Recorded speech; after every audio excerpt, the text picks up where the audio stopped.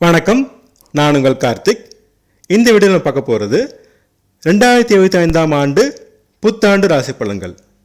முதலில் 2025இல் இருக்கப் போகின்ற முக்கிய கோள்களின் நிலைகளையும் அவற்றின் பெயர்ச்சிகளையும் பார்க்கலாம். வருட ஆரம்பத்தில் குரு பகவான் ரிஷப ராசியில் இருக்கிறார். மே 14, 2025 அன்று ரிஷப ராசியிலிருந்து மிதுன ராசிக்கு பெயர்ச்சியாகிறார். அக்டோபர் 18ஆம் தேதி குரு பகவான் அதிசாரம் பெற்று கடகராசிக்கு சென்று மீண்டும் டிசம்பர் 5ஆம் தேதி மிதுன ராசிக்கு வருகிறார். சனி பகவான் வருட ஆரம்பத்தில் கும்பராசியில் இருக்கிறார். மார்ச் 29, 2025 அன்று கும்பராசியிலிருந்து மீனராசிக்கு பெயர்ச்சியாகிறார். ராகு பகவான் வருட ஆரம்பத்தில் மீனராசியில் இருக்கிறார். மே 18, 2025 அன்று மீனராசியிலிருந்து கும்பராசிக்கு பெயர்ச்சியாகிறார். அதே போல கேது பகவான் வருட ஆரம்பத்தில் கன்னி ராசியில் இருக்கிறார். மே 18, 2025 அன்று கன்னி ராசியில் இருந்து சிம்ம ராசிக்கு பெயர்ச்சியாகிறார். மார்ச் முதல் மே மாதம் வரை சனி பகவானும் ராகு பகவானும் இணைவு பெறுகிறார்கள். பொதுவாக இது ஒரு நல்ல இணைவு இல்லை. கவனமாக இருக்க வேண்டிய காலமாகும். குருவின் மீதான மீனத்தில் இணைவதால் கெடுபலங்கள் குறைவாக இருக்கும். மற்ற கோள்கள் மாதந்தோறும் பெயர்ச்சியாவதால் அவற்றின் பலன்களை மாதராசி பலன்களில் பிறகு பார்க்கலாம். 2025ஆம் ஆண்டின் பெரிய கோள்களான குரு, சனி, ராகு மற்றும் கேதுவின் பெயர்ச்சியை அடிப்படையாக கொண்டு ஆண்டை 2 பாகமாக பிரித்துக் கொள்ளலாம். ஜனவரி முதல் ஏப்ரல் வரை முதல் பாகமாகவும், ஏப்ரல் முதல் டிசம்பர் வரை 2வது பாகமாகவும் பார்க்கலாம். இனி நாம் கடக ராசிக்கான 2025ஆம் ஆண்டின் ராசி பலன்களை பார்க்கலாம். முதல் பாகமான ஜனவரி முதல் ஏப்ரல் வரை உள்ள கோள்களின் நிலைகளையும் அவற்றின் பலன்களையும் பார்க்கலாம். உங்கள் ராசிக்கு 6 மற்றும் 9ஆம் அதிபதியான யோகாதிபதி குரு பகவான் 11ஆம் இடமான லாபஸ்தானத்தில் சிறப்பான நிலையில் இருக்கிறார். உங்கள் ராசிக்கு 7 மற்றும் 8ஆம் இடத்திற்கு அதிபதியான சனி பகவான் உங்கள் ராசிக்கு 8ஆம் இடத்தில் அஷ்டம சனியாக மார்ச் இறுதி வரை இருக்கிறார். ராகு பகவான் 9ஆம் இடமான பாக்யஸ்தானமாகிய மீனராசியிலும், கேது பகவான் 3ஆம் இடமான தைரிய வீரியஸ்தானமாகிய கன்னி ராசியிலும் இருக்கப் போகிறார்கள். சனி பகவானும் ராகு பகவானும் இருப்பது சிறப்பான நிலை இல்லை. மேலும் சனியும் ராகுவும் மார்ச் முதல் மே வரை டிகிரி அடிப்படையில் மிக நெருங்கி இணையப் போகிறார்கள். இந்த இணைவு சிறப்பானது இல்லை. எனவே அதிக கவனமும் எச்சரிக்கையும் நிதானமும் தேவைப்படும் காலமாகும். அஷ்டம சனி நடப்பதாலும் கேது பகவான் ராசியை பார்ப்பதாலும் சோம்பல், விரக்தி, கோபம், எரிச்சல், மறதி, கவனக்குறைவு போன்ற நிலை இருக்கும். உடற்பயிற்சி, கடின உழைப்பு செய்யும் கடகராசினருக்கு சனி பகவான் கெடு பலங்களை குறைத்துக் கொள்வார். எனவே உடற்பயிற்சி, யோகா, தியானம், தெய்வ வழிபாடு மிக அவசியமாகும். விடாமுயற்சியும் தன்னம்பிக்கையும் கொண்டு உழைத்தால் வெற்றி கிடைக்கும். தனம், குடும்பம், வாக்குஸ்தானமாகிய 2ஆம் இடத்தை சனி பகவான் பார்ப்பதால் பேச்சினில் உண்மையும் நேர்மையும் பின்பற்றுங்கள். பொய் பேசினால் பிரச்சனையும் அவமானமும் வந்து சேரும். சொல்லிலும் செயலிலும் நேர்மையை பின்பற்றுவது மிக அவசியம். அரசு அதிகாரிகளும் அரசியல்வாதிகளும் நேர்மையை பின்பற்றாவிட்டால் பதவிக்கு பிரச்சனை வந்து சேரும். குடும்பத்தில் சிறு சிறு பிரச்சனைகள் இருக்கும். வாக்குவாதம் தவிர்த்தால் பிரச்சனை பெரிதாகாது. கடன் பிரச்சனை இருக்கும். மே மாதம் வரை பொறுமையாக காலம் கடத்துங்கள். பிரச்சனைகள் தீர வழி பிறக்கும். சிலருக்கு பெண்கள் மூலமும் அண்ணன் அக்கா மூலமும் திடீர் தனவரவு ஏற்படும். கொடுத்த வாக்கை காப்பாற்ற முடியாமல் போகும் நிலை ஏற்படும். கவனம் தேவை. யாருக்கும் ஜாமீன் கேரண்டி போட வேண்டாம். சிக்கல் வந்து சேரும். வாகனங்களில் செல்லும் பொழுது மிக கவனம் தேவை. அதிக வேகம் ஆபத்தை தரும். சாலை விதிகளை முறையாக பின்பற்ற வேண்டும்.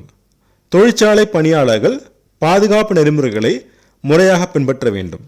நிலம், மனை சம்பந்தமான வில்லங்கம் வர வாய்ப்புள்ளது.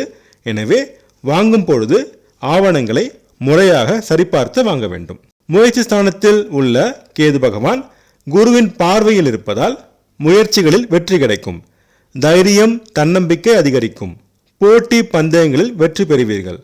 ஆடை அணிகலன் சேரும். விருந்து விழாக்களில் கலந்து கொண்டு மகிழ்வீர்கள். தம்பி தங்கை மூலம் நன்மைகள் நடக்கும். தாயார் மற்றும் தாய் வழி உறவினர் மூலம் நன்மைகளும் வரவும் ஏற்படும். தாயின் உடல்நலத்தில் சிறு பிரச்சனைகள் வந்து போகும். விவசாயம், கால்நடை வளர்ப்பு சுமாரான லாபம் தரும். கடன் மூலம் வீடு வாகனம் வாங்குவீர்கள். ராகுவோடு சேர்ந்த சனி பகவான் பூர்வ புண்ணிய ஸ்தானத்தை பார்ப்பதால் பிள்ளைகள் வழியில் மன வருத்தம் தரும் சம்பவங்கள் நடக்கும். ஆனால் குருவின் பார்வை இருப்பதால் பெரிய பிரச்சனைகள் இருக்காது. குழந்தை வரம் வேண்டி காத்திருந்த சிலருக்கு இப்போது கிடைக்கும். பூர்வீக சொத்து பிரச்சனையில் இழுபறி நீடிக்கும். மே மாதத்திற்கு பிறகு முன்னேற்றம் கிடைக்கும். உங்கள் புகழுக்கு களங்கம் விளைவிக்க எதிரிகள் முயற்சி செய்வார்கள். ஆனால் உங்கள் தன்னம்பிக்கையால் அதை முறியடிப்பீர்கள். வேலை தேடுவோருக்கு கிடைக்கும். வேலையில் இருப்போருக்கு சம்பள உயர்வு கிடைக்கும்.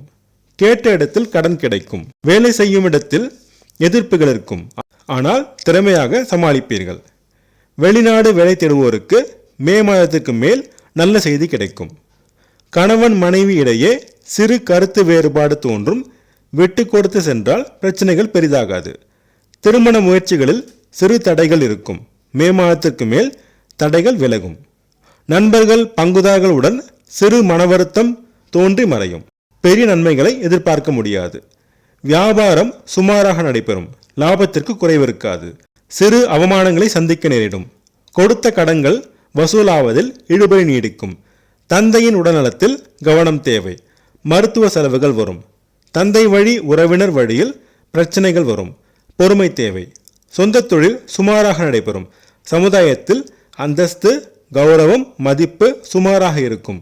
அரசியல்வாதிகள் இருக்கும் பதவியை தக்க வைத்துக் கொள்ளுங்கள். லாபம் நன்றாக இருக்கும். அண்ணன் அக்கா மூலம் நன்மைகள் கிடைக்கும். நீண்ட நாள் ஆசைகள் நிறைவேறும். திருமணம், கல்வி செலவு போன்ற சுபவிரயங்கள் ஏற்படும். கணவன் மனைவி தாம்பத்தியம் சுமாராக இருக்கும். பள்ளி மாணவர்களும் கல்லூரி மாணவர்களும் சிறப்பான நிலையை அடைவார்கள். ஆராய்ச்சி மாணவர்கள் தடைகளை சந்திப்பார்கள். கவனம் தேவை. கலைஞர்கள் சுமாரான முன்னேற்றம் காண்பார்கள். இனி கடக ராசிக்கு 2025ஆம் ஆண்டின் இரண்டாவது பாகமாகிய மே முதல் டிசம்பர் வரை இருக்கும் கோள்களின் நிலைகளையும் அவற்றின் பலன்களையும் பார்க்கலாம். கடக ராசிக்கு 6 மற்றும் 9ஆம் இடங்களின் அதிபதியான குரு பகவான் உங்கள் ராசிக்கு 12ஆம் இடமான விரயஸ்தானமாகிய மிதுன ராசியில் மறைந்து இருப்பார். பார்க்கும் இடங்களின் மூலம் நன்மைகளை வழங்குவார். உங்கள் ராசிக்கு 7 மற்றும் 8ஆம் இடங்களின் அதிபதியான சனி பகவான் 8ஆம் இடத்தில் இருந்து விலகி 9ஆம் இடத்திற்கு செல்கிறார். அஷ்டம சனி முடிவதே மிக நல்ல அமைப்பாகும். அஷ்டம சனியால் பட்ட துன்பங்கள் விலகும். ராகு பகவான் உங்கள் ராசிக்கு 8ஆம் இடமான கும்ப ராசியில் இருப்பார். இது சிறப்பான நிலை இல்லை. ஆனால் குருவின் பார்வை ராகுவுக்கு இருப்பதால் கெடுபலங்கள் குறையும். கேது பகவான் உங்கள் ராசிக்கு 2ஆம் இடமான தனம், குடும்பம் மற்றும் வாக்குஸ்தானமாகிய சிம்ம ராசியில் இருப்பார். இதுவும் சிறப்பான நிலை என்று கூற முடியாது. ஆனால் கேதுவால் ராகுவைப் போல மிகப்பெரிய கெடுபலங்கள் இருக்காது. அஷ்டம சனியால் இதுவரை இருந்த மன அழுத்தம், விரக்தி, சோம்பல், எரிச்சல், கோபம் அனைத்தும் விலகும். உடல்நலனும் மனநலனும் முன்னேற்றம் அடையும். தனம், குடும்பம், வாக்குஸ்தானத்தில் கேது இருப்பதால் குடும்பத்தில் சிறு கருத்து வேறுபாடு வரும். பேச்சில் நிதானம் தேவை. விவேகம் மிக அவசியம். அவசரப்பட்டு பேசினால் குடும்ப அமைதி கெடும். நிலம், மனை வாங்கும் போது ஆவணங்களை முறையாக சரிபார்த்து வாங்க வேண்டும். சனியின் பார்வையால் முயற்சிகளில் தடைகள் வரும். விடாமுயற்சி செய்தால் வெற்றி கிடைக்கும். தம்பி தங்கையுடன் சிறு மனவருத்தம் தோன்றி மறையும். பொறுமை அவசியம். அக்கம் பக்கத்தினருடன் கருத்து வேறுபாடு வரும். வெட்டு கொடுத்து செல்லவும். குருவின் பார்வையால் தாயார் உடல்நலத்தில் முன்னேற்றம் ஏற்படும். தாய் மற்றும் தாய் வழி உறவினர் வழியில் நன்மைகள் ஏற்படும். கடன் மூலம் வீடு, வாகனம் வாங்குவீர்கள். இருக்கும் வீட்டை விட பெரிய வீட்டிற்கு மாறி மகிழ்ச்சி அடைவீர்கள். மனதிற்கு சுகமான சம்பவங்கள் நடக்கும். இதுவரை பிள்ளைகளுடன் இருந்த கருத்து வேறுபாடு நீங்கி ஒற்றுமை பிறக்கும். அவர்கள் மூலம் நன்மைகள் நடக்கும். குழந்தை வரம் வேண்டி காத்திருந்தோருக்கு இப்போது கிடைக்கும். பூர்வீக சொத்து பிரச்சனையில் முன்னேற்றம் ஏற்படும். நிலுவையில் இருந்த பதவி உயர்வு கிடைக்கும். 6ஆம் இடத்தை குரு, சனி மற்றும் ராகு மூவரும் பார்வை செய்கின்றனர். அதனால் வேலை தேடுவோருக்கு தடைகள் இருந்தாலும் விடாமுயற்சி செய்தால் நல்ல வேலை கிடைக்கும். வேலை செய்யும் இடத்தில் எதிர்ப்புகள் இருக்கும், ஆனால் உங்கள் திறமையால் இறுதியில் வெற்றி பெறுவீர்கள். வேலையில் கடின உழைப்பு செய்வோருக்கு பதவி உயர்வும் சம்பள உயர்வும் கிடைக்கும். நோய்களின் தாக்கம் சற்று குறையும். திருமண முயற்சிகள் சற்று இழுபறிக்கு பின் நல்ல வரன் அமையும். கணவன் மனைவி உறவு நிலை சுமாராக இருக்கும், விட்டு கொடுத்து செல்ல வேண்டும். வியாபாரத்தில் முன்னேற்றம் ஏற்படும், லாபம் சுமாராக இருக்கும். நண்பர்கள் மற்றும் பங்குதாரர்கள் மூலம் நன்மைகள் நடக்கும். 8ஆம் இடத்தில் ராகு பகவான் இருப்பதால் சாலையில் செல்லும் பொழுது மிக கவனம் தேவை. அதிக வேகம் வேண்டாம், விவேகம் அவசியம். வழக்குகளில் சாதகமான போக்கு நிலவும்.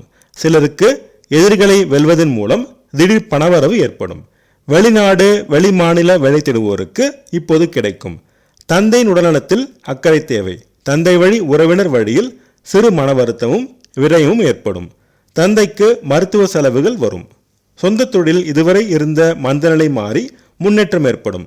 சமுதாயத்தில் மதிப்பு மரியாதை அந்தஸ்து உயரும். அரசியல்வாதிகள் பதவிகள் பெறுவார்கள். தொண்டர்கள் உங்கள் பேச்சுக்கு கட்டுப்படுவார்கள். லாபம் சுமாராக இருக்கும், ஆனால் விரயம் அதிகமாக இருக்கும். வீண் விரயங்களை கட்டுப்படுத்த வேண்டும். திருமணம், வீடு வாகனம் வாங்குவது, கல்வி செலவு போன்ற சுப விரயமாக மாற்றிக்கொள்ளுங்கள். கணவன் மனைவி தாம்பத்திய உறவுநிலை திருப்தியாக இருக்கும். நல்ல தூக்கம் கிடைக்கும். பள்ளி மாணவர்கள் படிப்பில் முன்னேற்றம் காண்பார்கள். கல்லூரி மாணவர்கள் படிப்பில் சுமான நிலையில் இருப்பார்கள். கடின முயற்சி தேவை. ஆராய்ச்சி மாணவர்கள் சிறு தடைகளை சந்திப்பார்கள். மொத்தத்தில் அஷ்டம சனி விலகுவதால் 2025ஆம் ஆண்டு கடகராசிக்கு சிறப்பான ஆண்டாகும். ஆண்டின் முற்பகுதி, அதாவது மார்ச் முதல் மே வரை சனியும் ராகுவும் இணைவதால் சற்று கவனம் தேவை. அதிர்ஷ்டமான நிறங்கள் வெள்ளை மற்றும் மஞ்சள். அதிர்ஷ்டமான எண்கள் 2 மற்றும் 3. சனிக்கிழமை தோறும் சனி பகவானையும், வெள்ளிக்கிழமை தோறும் துர்க்கையம்மனையும், செவ்வாய்க்கிழமை தோறும் விநாயகப் பெருமானையும் வழிபட்டு வர தடைகள் நீங்கி அதிர்ஷ்ட வாய்ப்புகள் தேடி வரும். நான் சொன்ன ராசி படங்கள் உங்களுக்கு பிடிச்சிருந்தா அந்த சேனலை சப்ஸ்கிரைப் பண்ணுங்கள், ஷேர் பண்ணுங்கள், கமெண்ட் பண்ணுங்கள். உங்கள் ஜாதகத்துக்கு படங்கள் பார்க்க, ஜாதக பொருத்தம் பார்க்க ஸ்க்ரீனில் கொடுத்துருக்க இமெயில் ஐடியோ அல்லது ஃபோன் நம்பரையோ காண்டாக்ட் பண்ணுங்கள்.